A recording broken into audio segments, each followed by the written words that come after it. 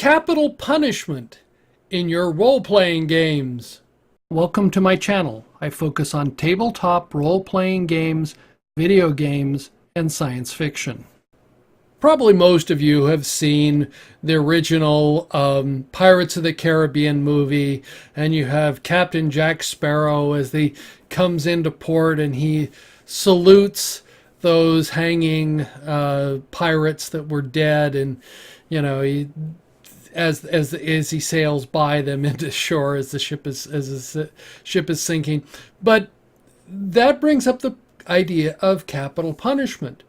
And that's actually a theme in that movie, that they want to hang him because he's a pirate, and the capital punishment is there. So that's common, that there was just you hung the pirates, you did various things like that. Characters routinely go out and kill bandits. You're given a task by that to go out and kill bandits. So we don't think anything about it. But in today's modern society, in that it's an issue of capital punishment. So what is the status of capital punishment in your world? What crimes are punishable by death? And what kind of death? I'm going to put some links down into the description. What they often did with pirates was what was called gibleting.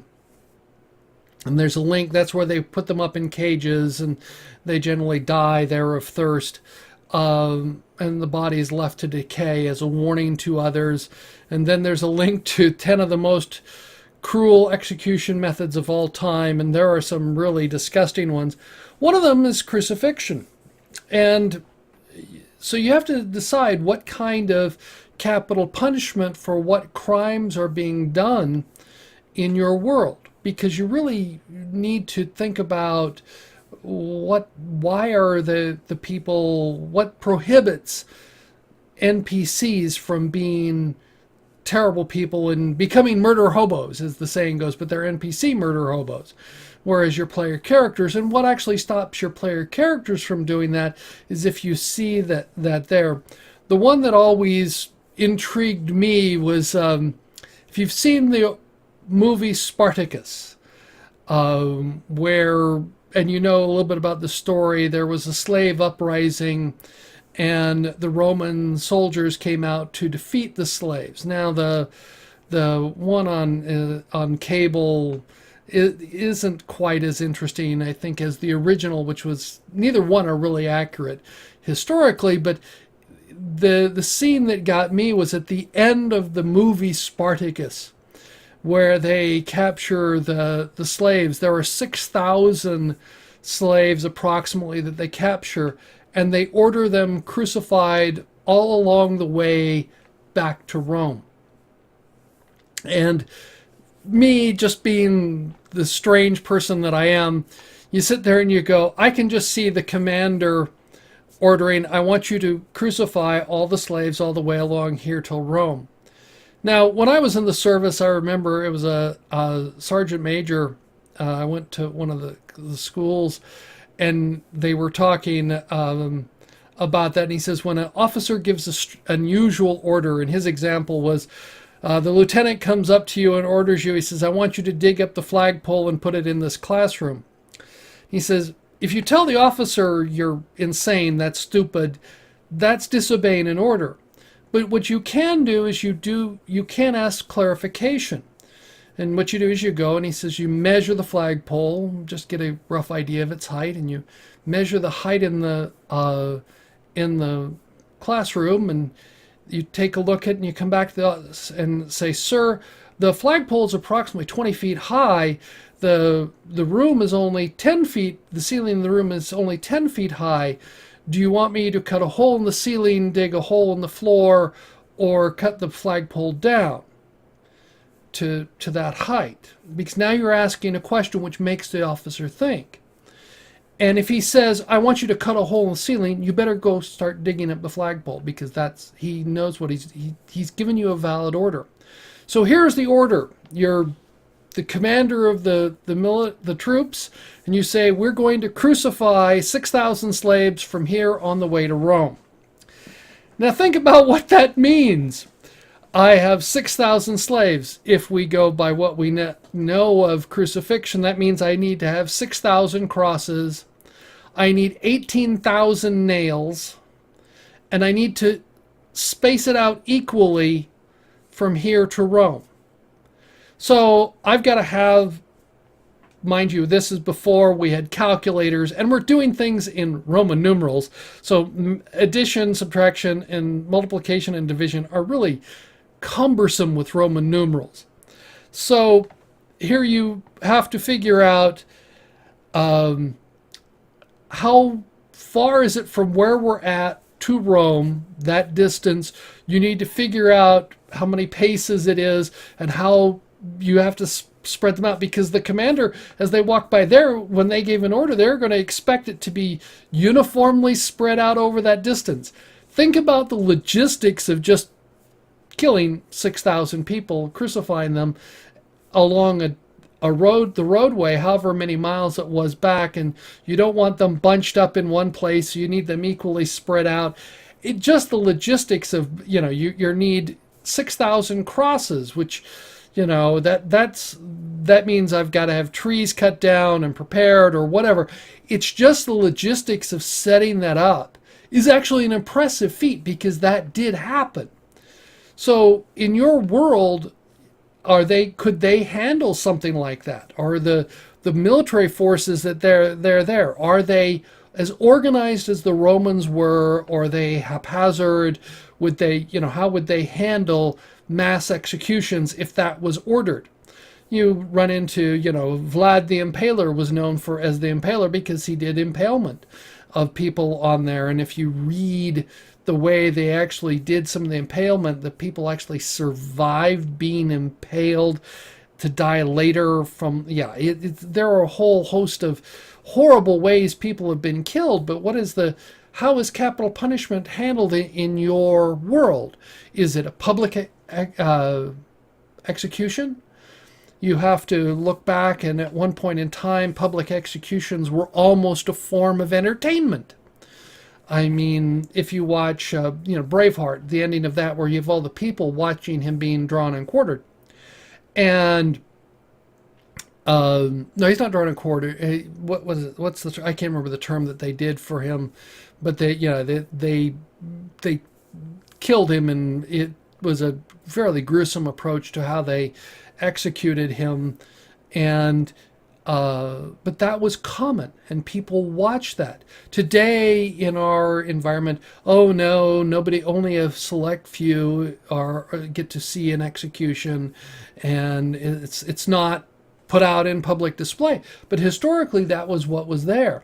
So you had people who were executed, and that's where we get this whole thing about Mandrake, and grows where they hung people.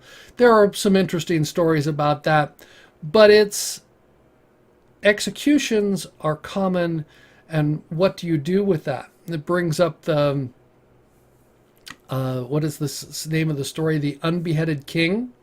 I think it was L'Esprigge de Camp. I'm not sure. I can't remember. I should look that one up. But the Unbeheaded King, where there's the country, and what they do is they choose a king. The king rules for 1 year. At the end of the year, they chop off his head. They throw the head out into the crowd, and whoever catches the head becomes the new king for a year. It's an interesting story, and it's humorous, but it talks about capital punishment, that you routinely cut people's heads off. And we're talking about you go out and kill monsters, and you slice off their heads and do various things with them that way. In the last game I was running, I had the one guy had a collection of heads. They cut everything that they killed. He would take their heads and was putting them in a great big bag. And so you can run into some player characters who do some interesting things, but you run into how frequently do people get executed in your world? Are their bodies lying around? I know that there are the stories of Google Maps that where they've driven by and actually shown dead bodies at the side of the road and things like that. Those are sort of disturbing in today's world, but in your fantasy world, how common is it to come upon a dead body? And how common is it for somebody to kill someone? Or how common is it for someone to be executed? So these are interesting things. They set up a little bit of how your law and order works in your world, and they give a color to that, which is very different from the world today, at least in the United States. I mean, you go into parts of the Middle East where people are beheaded, are thrown off of buildings for their sexual preferences. So you do run into other places in the world that are a bit more brutal than we have in the United States. And a lot of, even in Europe and various places like that. But you still have people where, you hear about people with their heads cut off, people being heads cut off. I remember when there was a grocery store I used to go to all the time. And we're watching the news that night, and they found a pair of legs in the dumpster behind that grocery store. And I never did. It was right around the time I was moving from to Maryland, and we never did find out what happened. But I know that they'd found 2 legs that were out there, and where's the rest of the body? That was sort of the interesting question. Do you find just body parts? All of these are interesting questions that they set up the color of your world. So what have you done with this? How have you handled capital punishment in your world? Do you have a world where there is no capital punishment? And then what do you do with your criminals? Do you imprison them? And then there's the question of how do you make sure that they don't get out of prison? Or if you do execute them, how do you execute them? What's going on? What have your characters done? Have you ever been hired to rescue someone? What was it? I can't remember which one of the Clint Eastwood was it, for a few dollars more, where they're trying to rescue, or that was The Good, the Bad, and the Ugly, where he was shooting the Tupelo, I guess was his name. You run into various, it was Tupelo because I remember the ending of that, The Good, the Bad, and the Ugly. So you run into that kind of scenario. You could have that kind of scenario if you've done anything like The Good, the Bad, and the Ugly in your campaigns. I'd like to hear what you think about that. I'd like to hear what you think about this topic. It's a little different, a little darker humor than some of the stuff I've done, but I have a dark humor sense. So thank you for watching my video. I look forward to learning what you think about this video. Let me know in the comments below. If you like the video, press the thumbs up button. You can subscribe by clicking the link in the lower left. If you are interested, there are links to more content.